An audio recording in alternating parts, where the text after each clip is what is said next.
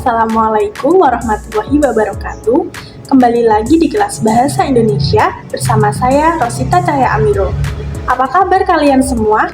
Semoga selalu diberikan kesehatan dan semangat dalam menuntut ilmu ya. Nah, di video kali ini saya akan mengajak kalian semua untuk belajar mengenai unsur-unsur pembangun cerpen. Sebelum kita memulai pembelajaran kita pada hari ini, alangkah baiknya kita berdoa terlebih dahulu agar diberikan kelancaran dan apa yang akan kita pelajari dapat bermanfaat untuk kita semua. Amin. Berdoa dimulai.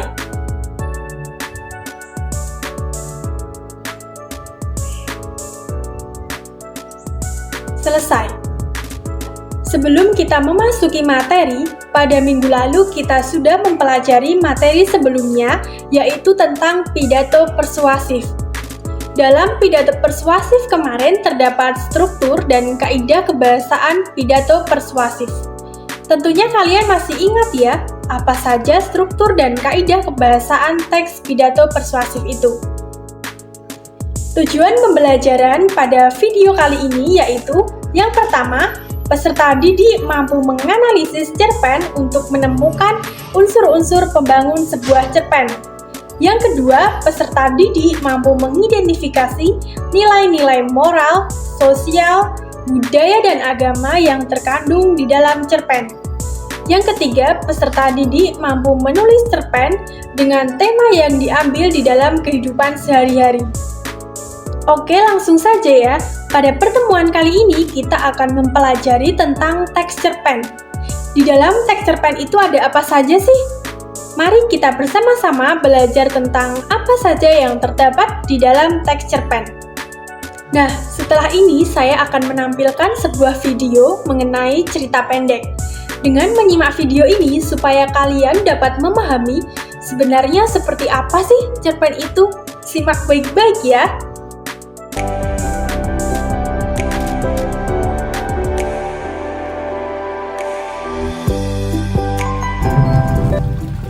Halo, ini adalah rumah Dio.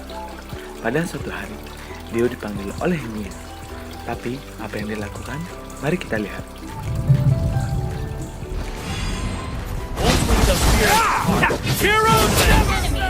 Ternyata, Dio sedang asik bermain Mobile Legends. Dio, apa mah? Dio lagi main nih. Itulah Dio, anaknya ya agak sedikit.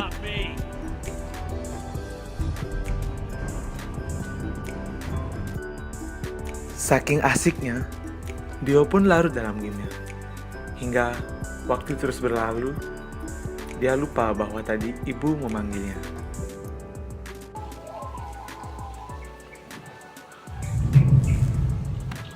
Ngapain ya? Kenapa, Ma? Kenapa lama? Maaf, tadi Dio main Mobile Legends. Buang sampah dulu, Gi. Ke depan komplek. Oke, Ma. Gitu tuh, kalau main HP terus.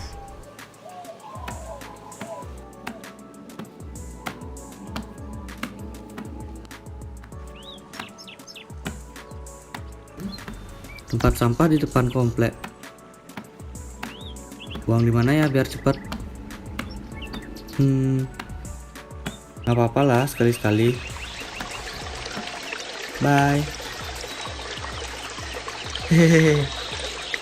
Tuh nggak ada orang. Dan beberapa hari kemudian, saat ibu menyuruh Dio membuang sampah, Dio melakukan perbuatan tak terpuji itu lagi. Ya, Dio membuang sampah ke sungai, karena bak sampah yang besar jauh dari rumahnya. Berhari-hari, bahkan berbulan-bulan, sampai suatu ketika, Hei! Kamu ngapain? Lagi buang sampah. Kamu tahu nggak akibatnya buang sampah di sungai? Nggak tahu. Ketika kamu terus-menerus membuang sampah ke sungai, maka sampah itu akan tertumpuk dan menyumbat aliran air sungai itu sendiri, yang mengakibatkan air sungai akan naik dan terjadilah banjir. Emang kamu mau rumahmu kena banjir? Ya enggak lah. Jadi, itu akibat buang sampah ke sungai. Masih mau buang sampah ke sungai lagi? Kenapa nggak dari dulu aja yang membuang sampah pada tempatnya? Kan tidak membuat sungai menjadi kotor.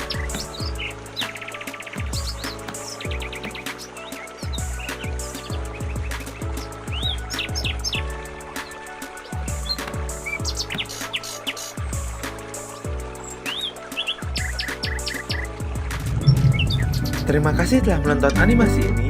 Teman-teman, jangan seperti Dio ya. Ingat, buanglah sampah pada tempatnya. Jaga lingkunganmu, cintai alammu. Sampai jumpa di video selanjutnya.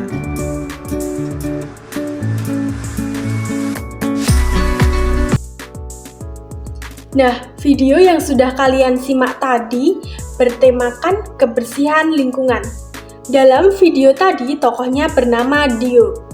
Dio disuruh sama ibunya untuk membuang sampah di bak pembuangan sampah yang letaknya lumayan jauh dari rumahnya. Akan tetapi, Dio malah membuang sampah itu di sungai yang dekat dengan rumahnya, karena Dio pengen cepat-cepat pulang untuk bermain game lagi. Nah, setelah kalian menyimak video tadi, pasti kalian sudah sedikit memahami ya, apa sih cerpen itu? Cerpen adalah singkatan dari cerita pendek. Cerpen sering kita temui di media cetak maupun media sosial. Jadi kalian semua wajib tahu nih, apa sih cerpen itu? Yuk langsung ke pembahasannya. Di dalam KBBI, cerita pendek adalah kisahan pendek yang dituliskan kurang dari 10.000 kata yang memberikan kesan tunggal yang dominan dan memusatkan diri pada satu tokoh dalam satu situasi pada suatu ketika. Jadi, cerpen adalah prosa fiksi yang berisi gagasan, pikiran, pengalaman yang diimajinasikan dan membentuk sebuah peristiwa dengan satu peristiwa puncak. Nah, mengapa disebut cerita pendek? Yang pertama, kurang dari 10.000 kata. Yang kedua, beralur tunggal atau lurus. Yang ketiga, tokoh tidak mengalami perubahan nasib. Yang keempat, dapat selesai dibaca sekali duduk. Dan yang kelima, memuat cerita kehidupan sehari-hari. Nah, nilai-nilai yang dimuat dalam cerpen yaitu yang pertama, nilai moral, yang kedua, nilai sosial, yang ketiga, nilai agama, yang keempat, nilai budaya, dan yang kelima, nilai pendidikan. Selanjutnya, unsur-unsur pembangun cerpen. Nah, unsur-unsur pembangun cerpen ini terdiri dari dua unsur. Yang pertama, unsur intrinsik dan yang kedua, unsur ekstrinsik. Nah, unsur intrinsik dalam cerpen itu terdiri dari tema, tokoh dan penokohan, alur, latar, sudut pandang, gaya bahasa dan ungkapan, yang terakhir amanat. Kemudian unsur ekstrinsik dalam cerpen, yang pertama, latar belakang penulis, yang kedua, latar belakang masyarakat, dan yang ketiga, nilai atau pandangan hidup. Macam-macam unsur intrinsik cerpen. Yang pertama, tema. Tema adalah ide dan gagasan yang melatar belakangi sebuah cerpen. Yang kedua, tokoh dan penokohan. Tokoh adalah pelaku yang berperan dalam cerpen, sedangkan penokohan adalah penggambaran watak atau karakter pada tokoh. Yang ketiga, alur. Alur adalah rangkaian peristiwa yang membentuk cerita. Yang keempat, latar. Latar adalah penggambaran terjadinya cerita dalam cerpen. Latar terbagi menjadi tiga, yaitu latar waktu, latar tempat, dan latar suasana.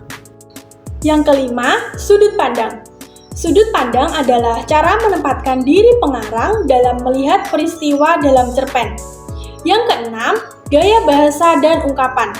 Gaya bahasa dan ungkapan adalah cara seorang pengarang menguraikan cerpen dengan pemilihan kata yang bersifat imajinatif. Yang terakhir yaitu amanat. Amanat adalah pesan moral yang ingin disampaikan oleh pengarang di dalam cerpen. Selanjutnya, macam-macam unsur ekstrinsik cerpen. Yang pertama, latar belakang penulis, meliputi pengalaman pribadi penulis, riwayat hidup penulis, dan aliran sastra penulis. Yang kedua, latar belakang masyarakat, meliputi kondisi sosial, ekonomi, dan budaya. Yang ketiga, nilai atau pandangan hidup. Nilai atau pandangan hidup adalah nilai-nilai yang melekat di lingkungan sekitar pengarang yang mempengaruhi dalam menulis cerpen. Selanjutnya, struktur cerpen. Yang pertama, abstrak. Abstrak adalah awal cerita dimulai. Yang kedua, orientasi. Orientasi adalah latar cerita yang digambarkan. Yang ketiga, komplikasi. Komplikasi adalah diceritakannya urutan kejadian. Yang keempat, evolusi. Evolusi adalah dikenalkannya konflik hingga klimaks konflik. Yang kelima, resolusi. Resolusi adalah penyelesaian konflik. Dan yang terakhir, koda. Koda adalah nilai moral atau pelajaran yang dapat diambil dari cerita.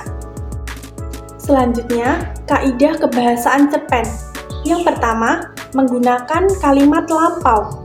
Yang kedua, menggunakan kata yang menyatakan urutan waktu. Yang ketiga, menggunakan kata kerja yang menggambarkan suatu peristiwa yang terjadi. Yang keempat, menggunakan kata kerja yang menunjukkan kalimat tidak langsung. Yang kelima, menggunakan kata kerja yang menyatakan sesuatu yang dipikirkan atau dirasakan. Yang kelima, menggunakan banyak dialog. Dan yang terakhir, menggunakan kata-kata sifat. Nah, demikian tadi pembahasan materi unsur-unsur pembangun cerpen.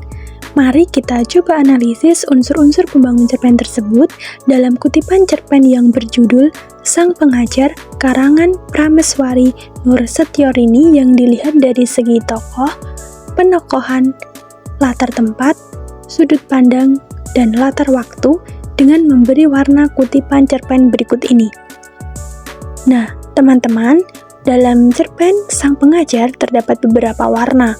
Warna biru menunjukkan tokoh, warna kuning menunjukkan penokohan, warna ungu menunjukkan latar tempat, warna hijau menunjukkan sudut pandang, dan warna abu-abu menunjukkan latar waktu. Selanjutnya, mari kita coba analisis unsur-unsur pembangun cerpen, struktur cerpen, dan kaidah kebahasaan cerpen tersebut dalam kutipan cerpen yang berjudul Bingkisan Lebaran karya Sapadi Djoko Damono. Tuliskan jawaban kalian di kolom komentar ya. Oke teman-teman, jadi pembelajaran kita pada hari ini dapat kita simpulkan bahwa unsur-unsur pembangun teks cerpen itu ada dua unsur. Yang pertama unsur intrinsik dan yang kedua unsur ekstrinsik. Unsur intrinsik itu terdiri dari tema, tokoh dan penokohan, alur, latar, sudut pandang, gaya bahasa, dan ungkapan, dan yang terakhir amanat. Kemudian unsur ekstrinsik dari cerpen yaitu yang pertama latar belakang penulis, yang kedua latar belakang masyarakat, dan yang terakhir nilai atau pandangan hidup. Dan selanjutnya ada struktur cerpen. Struktur cerpen yang pertama ada abstrak, yang kedua orientasi, yang ketiga komplikasi, yang keempat evolusi, yang kelima resolusi, dan yang terakhir koda. Dan juga ada kaidah kebahasaan cerpen itu meliputi kalimat lampau, kata urutan waktu, kata kerja, kalimat tidak langsung, banyak menggunakan dialog, dan terdapat kata sifat. Nah, demikian tadi penjelasan saya mengenai unsur-unsur pembangun cerpen. Jika kalian masih ada pertanyaan yang belum jelas, tanyakan di kolom komentar ya. Semoga ilmu yang telah kita pelajari dapat bermanfaat di kehidupan kita. Tetap semangat dan jaga kesehatan. Wassalamualaikum warahmatullahi wabarakatuh.